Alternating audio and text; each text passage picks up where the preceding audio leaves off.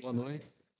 Nós vamos começar aqui hoje a disciplina de leitura e interpretação de desenho e vou deixar aqui essa gravação já que nenhum aluno apareceu, tá? Até o presente momento. Então, o que acontece?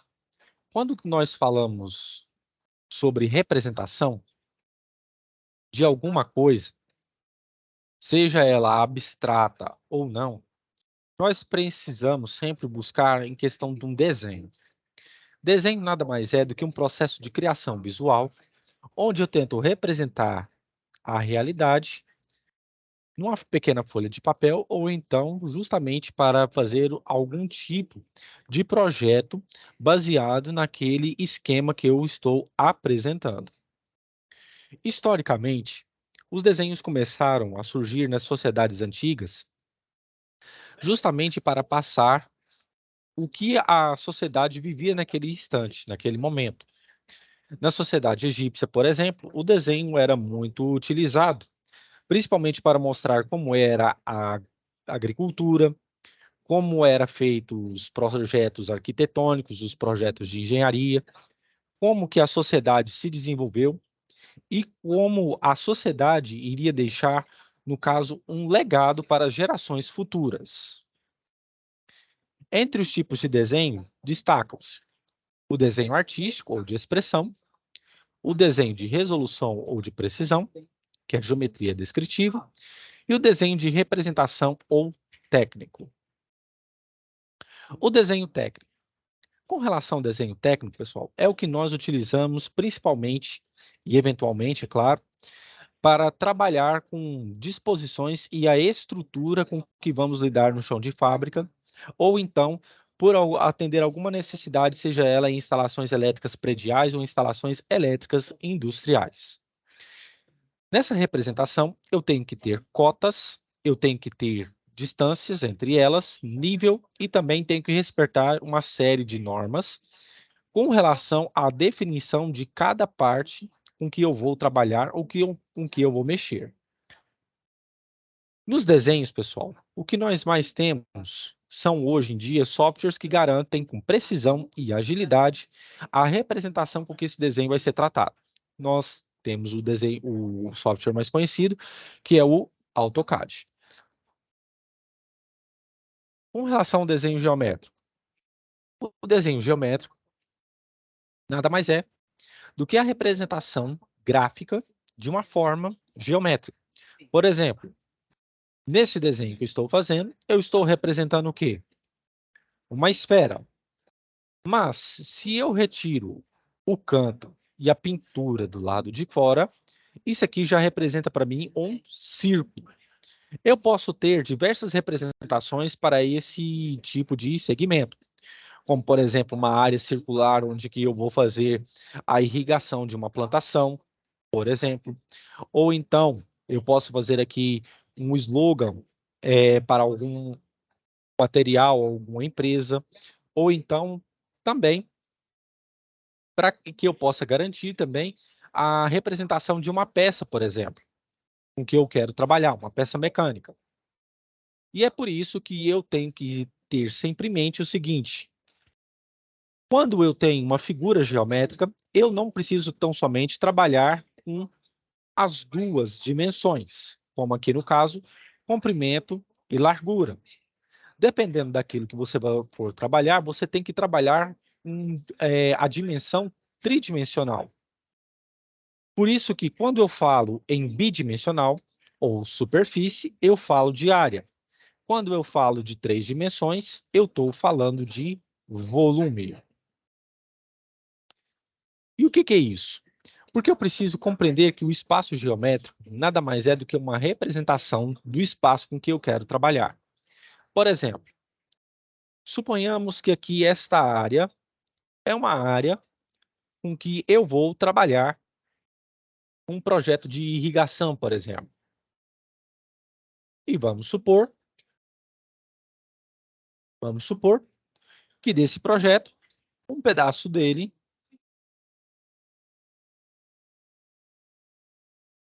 eu não posso mexer. Porque aqui seria o quê? Mata nativa. Eu tenho que ter o quê? Preservação. Mata nativa.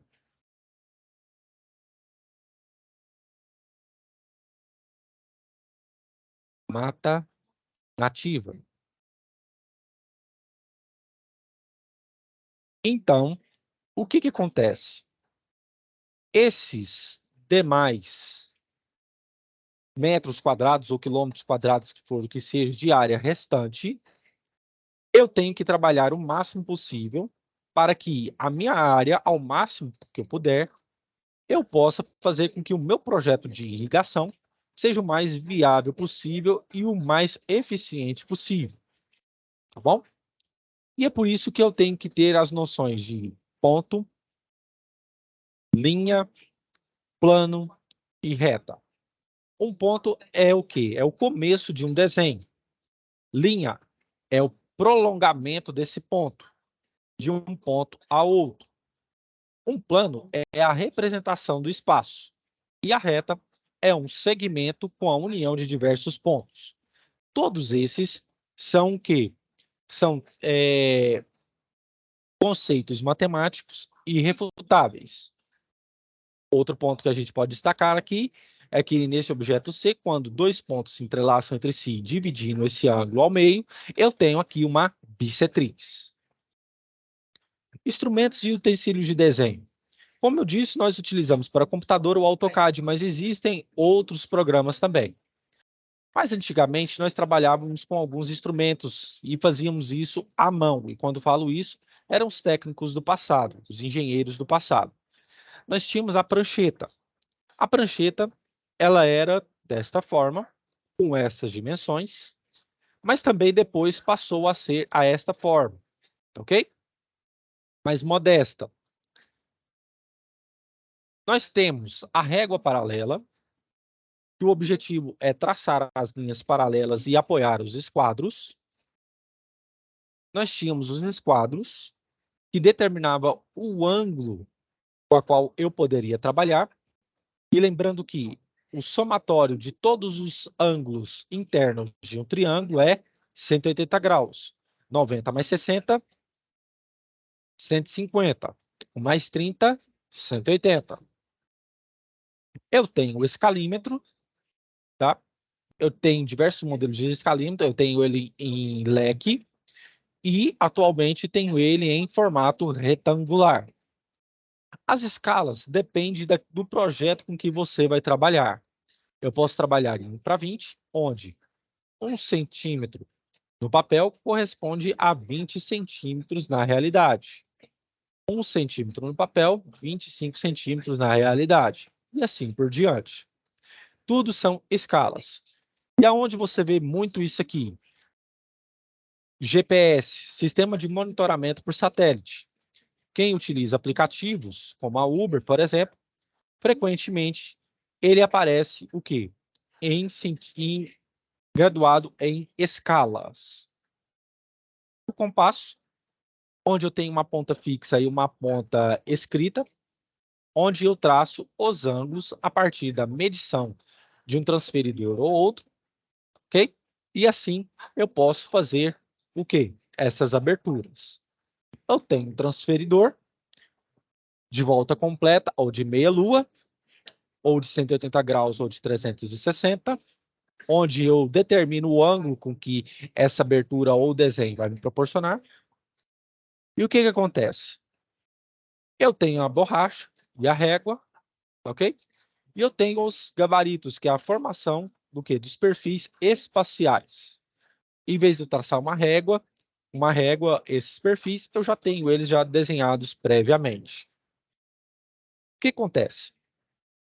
Quando eu vou traçar um desenho, eu preciso ter sempre em mente o seguinte: se for um anteprojeto, eu posso trabalhar com papel comum. Se eu tiver com papel sulfurê, também é um anteprojeto. Mas no meu projeto final, eu tenho que trabalhar com papel vegetal, que varia de 50 a 120 gramas por metro quadrado. Isso está de acordo com as normas da ABNT, onde ele é vendido a 20 metros de comprimento e de largura 1,10 ou 1,54. E para cópias, eu tenho que ter o papel heliográfico, onde é mais sensível à luz, à impressão, e as suas cópias são o quê? Mais facilmente de serem produzidas. O formato do papel, ele é determinado justamente pela ABNT, onde o seu formato retangular é determinado de acordo com a designação do papel. No A0, eu tenho 841 por 1189, e a NBR que determina isso é a 8403, onde a linha esquerda, a margem esquerda tem que ter 25 milímetros de distância, 5 centímetros, perdão, de distância, enquanto que a direita ela tem que estar a 10 centímetros de distância. Okay? E a largura dessa linha tem que estar de acordo com 1,4. Em A1, 594 por 841, até o A4, que é o que nós trabalhamos mais convencionalmente, tá? Em impressões ou coisas do tipo. O que eu tenho que entender no meu desenho? Eu tenho sempre que mostrar como que as cotas estão determinadas. Nunca, de forma nenhuma, de maneira o quê? Transversal, sempre longitudinal, desta forma. O lápis ou lapiseira, eu tenho que trabalhar com eles de acordo com a numeração 03, 05, 07 ou 1. Dependendo do projeto, você tem que trabalhar ou com a 05 ou com a 03. Ok? Muito bem. Com relação aos números, por exemplo, o macio, eu tenho que trabalhar com linha cheia. Geralmente é o quê? É o 03 ou o 05. Nível médio, linha média. Eu tenho que utilizar um grafite ou um lápis HB médio, equivalente ao grafite número 2. E o N3, um pouco mais duro. No caso, seria o tipo H, duro, equivalente ao grafite número 3, ou então ao grafite número 09. Os tipos de linha, as linhas podem ser mais grossas. Se a lapiseira, se você for traçar com lapiseira, ela tem que ter 0,7, tem que ser 0,7. Se for linhas médias, como de 0,5, e se for de linhas mais finas, 0,3. Eu tenho que também ter uma régua flexível, porque depende da curvatura que eu posso fazer, eu vou precisar, como por exemplo, o estudo de rios, para fazer qual que é o menor impacto possível que o meu desenho iria causar quando eu for fazer, ok? E aqui eu tenho as formas de como eu tenho que manobrar os esquadros juntamente com as réguas paralelas e a lapiseira, ok? Se eu quero um ângulo de 90 graus, eu tenho que fixar dessa forma. Se eu tenho um ângulo de 30 graus para a direita, dessa forma. Da esquerda, desta forma. E assim por diante. E eu vou deixar esses materiais para vocês. Normas de desenho técnico. Eu tenho sempre que ter uma noção dos traçados, como eles têm que ser feitos. Uma linha mais grossa é quando eu tenho que falar sobre arestas e contornos visíveis.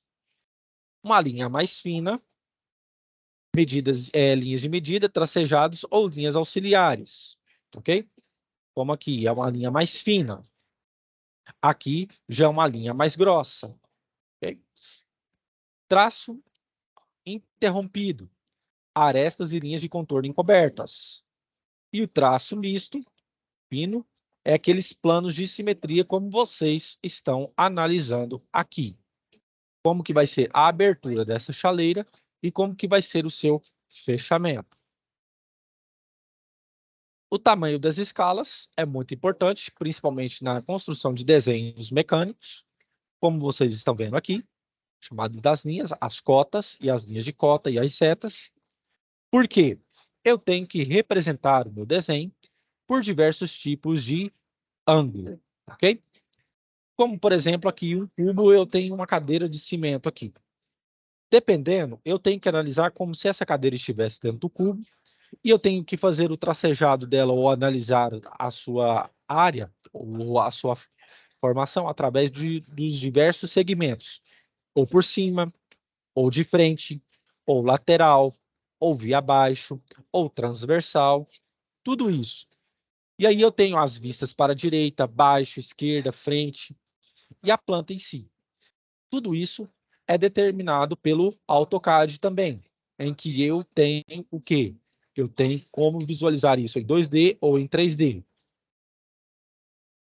Com relação à construção de ângulos, eu preciso sempre no meu desenho ter essas perspectivas, principalmente no desenho de uma construção de uma peça mecânica, onde eu tenho que saber qual o ângulo de abertura e qual que é o ângulo que eu posso fazer o quê?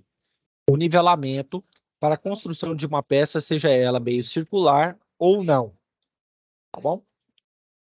Então, o que que acontece? Essa é a nossa primeira aula, tá? E vou deixar o material aqui para vocês, beleza?